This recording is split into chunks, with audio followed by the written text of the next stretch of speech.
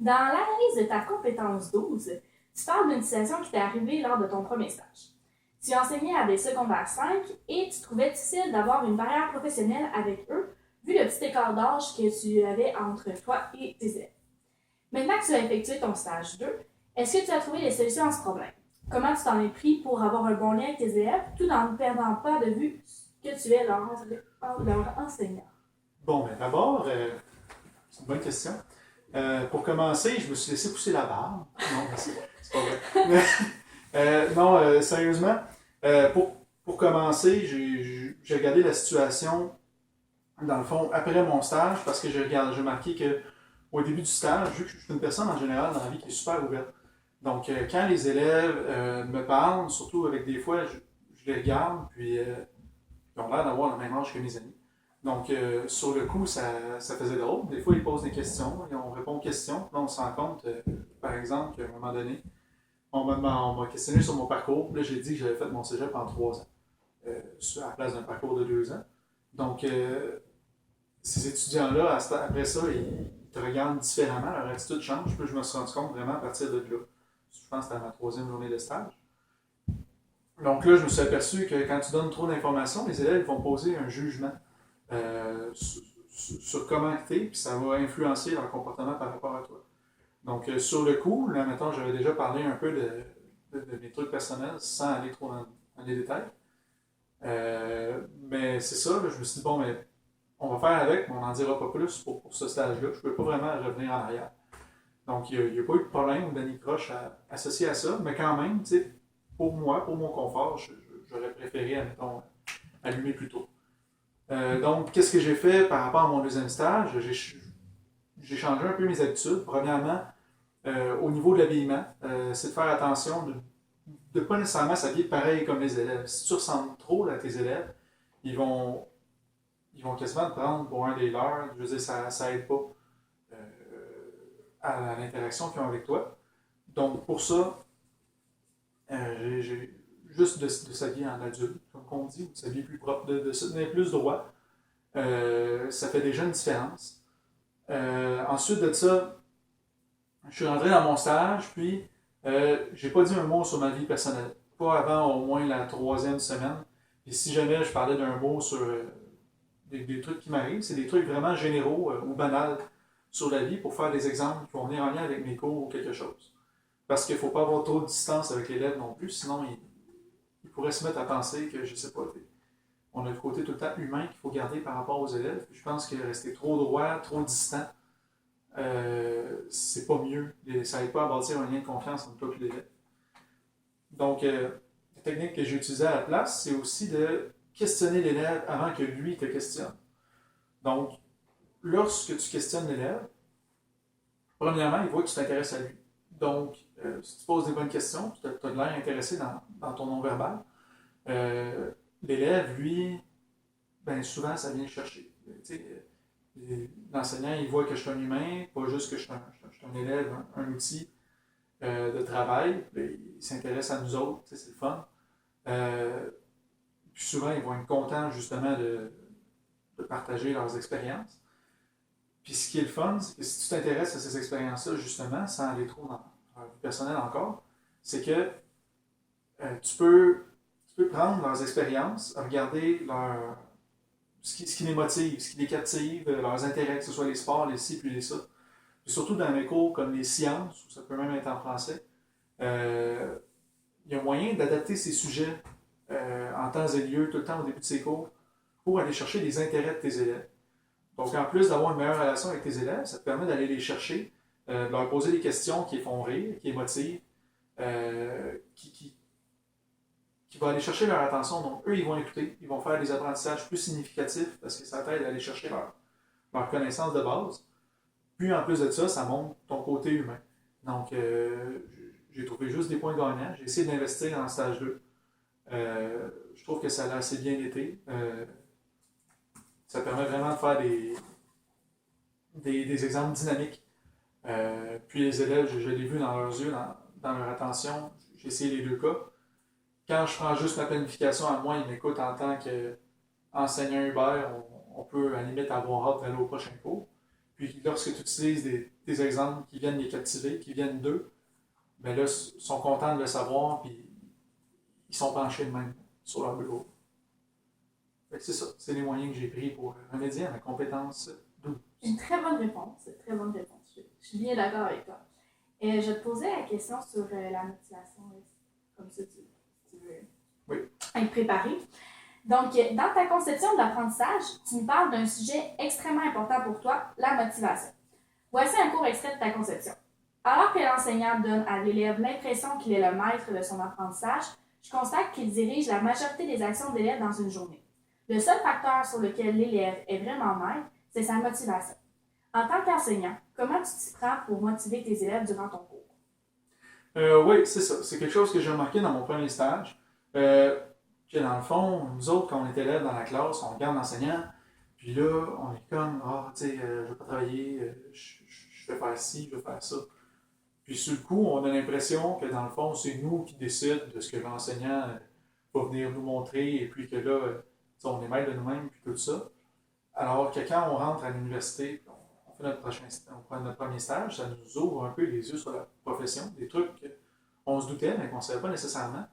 Puis que l'élève, le professeur, lui, il planifie quasiment chaque minute de son cours. Puis il y a des intentions pédagogiques qui sont souvent cachées pour l'élève, que l'élève ne voit pas sur le coup, mais qui sont vraiment importantes pour son développement. Donc c'est ça que je voulais dire pour la citation. Puis là, quand je regarde ça, je me suis dit, tu sais, il faut les motiver. Parce que, d'une part, comme je disais, c'est ça, l'enseignant dirige ce que l'élève fait, mais si l'élève n'est pas consentant, n'est pas partant pour vivre l'expérience, pour se donner, ben il ne va juste pas se donner, il ne faut pas nécessairement les travaux, puis ça peut mener à l'échec. Donc je trouve que l'enseignant est un peu responsable de la motivation. Puis comment je le fais? Je vois ça premièrement quand on regardait tantôt l'autre question, j'ai parlé d'aller chercher des trucs que les élèves connaissent déjà. Donc d'aller à leur connaissance de base, puis de se baser sur leurs histoires, leurs questions, afin de passer la matière. Dans mon stage 2, avec un enseignant en secondaire 5, j'ai eu la chance d'enseigner en secondaire 5 en plus de ma tâche de secondaire 4. Puis j'ai un enseignant qui m'a montré une méthode qui consiste à, lui, quand il commence son cours, il va tout le temps demander aux élèves, avez-vous des questions? Donc, il est enseignant de chimie physique, mais les questions peuvent concerner n'importe quoi. Si les élèves ont des questions, je ne sais pas, sur les IRM, résonance magnétique, bien, l'enseignant va quand même répondre à la question, mais il est au courant de sa planification de cours. Puis, à l'aide des questions des élèves, il va tout le temps modifier un petit peu sa réponse, sans dire de mensonge, afin d'amener l'élève sur le sujet de façon inconsciente.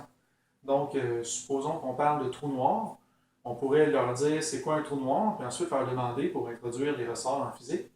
Mais qu'est-ce qui se passerait si je mettais un ressort à telle place ou si mes trous noirs étaient élastiques?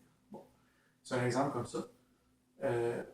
Donc, par là, sans que les élèves même s'en rendent compte, on peut parfois réussir à passer la matière du cours carrément, avec nos exemples prévus, mais adaptés à leurs propres questions. Évidemment, ce n'est pas quelque chose qui marche tout le temps.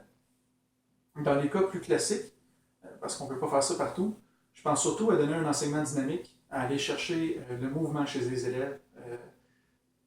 Selon moi, ils ne peuvent pas rester assis 1h15 puis nous écouter en ligne sans rien faire. Il faut les motiver à bouger un peu, puis tout ça. Donc, un enseignement où est-ce que nous, l'enseignant et les élèves peuvent parfois être dynamiques, je trouve ça toujours excellent.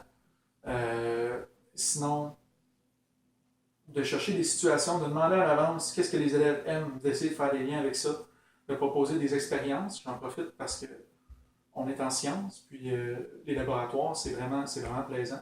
C'est l'apprentissage par le kinesthésique, en même temps que le visuel, en même temps que l'auditif. Donc, ça vient vraiment chercher plus d'élèves que l'enseignement magistral classique. Donc, en gros, c'est pas mal comme ça.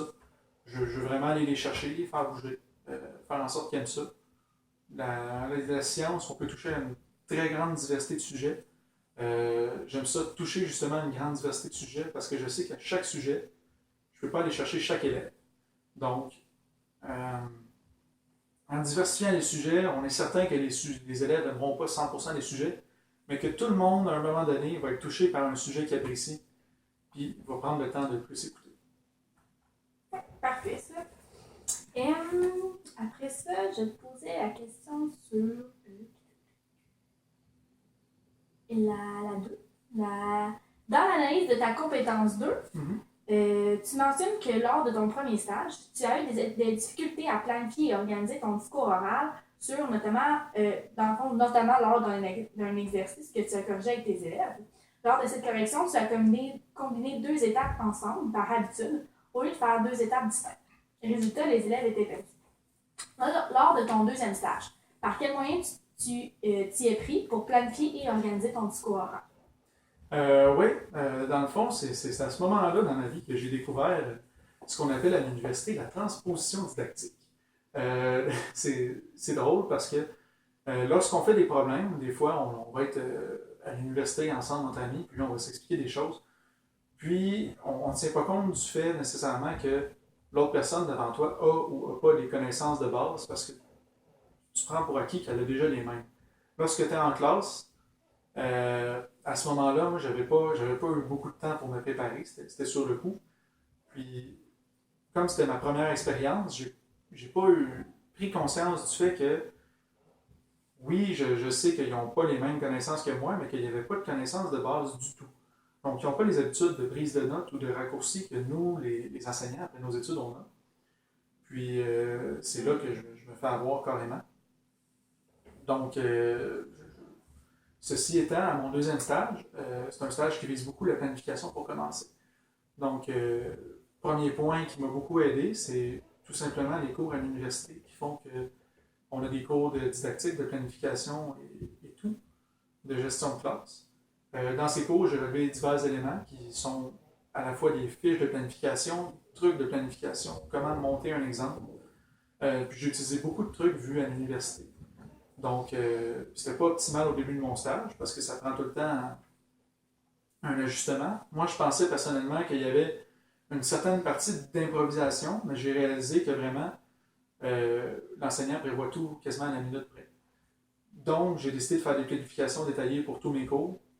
Ça m'a été conseillé aussi, afin que, oui, j'aille tout le cours, mais de planifier, supposons, pour un cours de 1h15, 1h30 de matière. Parce que la matière ne va pas tout le temps à la vitesse à laquelle on le veut. Des fois, elle peut aller plus vite que prévu. Il faut s'ajuster, il faut être prêt à s'ajuster. Et on ne peut pas se permettre de ne pas être planifié puis de bafouiller en avant. Parce que ça a beaucoup d'impact négatif sur l'apprentissage des élèves puis sur notre crédibilité. Donc, en réalisant le potentiel de la planification, j'ai décidé d'en faire pas tout le temps détaillé à la fine pointe, mais au moins des planifications qui me disent qu'est-ce que je fais à toutes les tranches de 5 minutes dans mes classes. Donc, je connais déjà ma planification à l'avance. Mes exercices et mes exemples sont tout le temps montés à l'avance. J'en prévois plus qu'il faut. Je me demande quelles questions est-ce que les élèves vont poser. Selon les informations que j'ai recueillies avant, est-ce qu'ils ont des préconceptions? Est-ce qu'il y a des places où ils ont des possibilités de buter? Si oui, je prépare des exemples de plus que je fais à l'avance pour, un, pas être déstabilisé, puis deux, vraiment prendre le temps de les faire comme il faut, pas sauter d'étape parce que sur le coup, je l'oublie. Quand tu l'as déjà fait, ça va tout le temps mieux.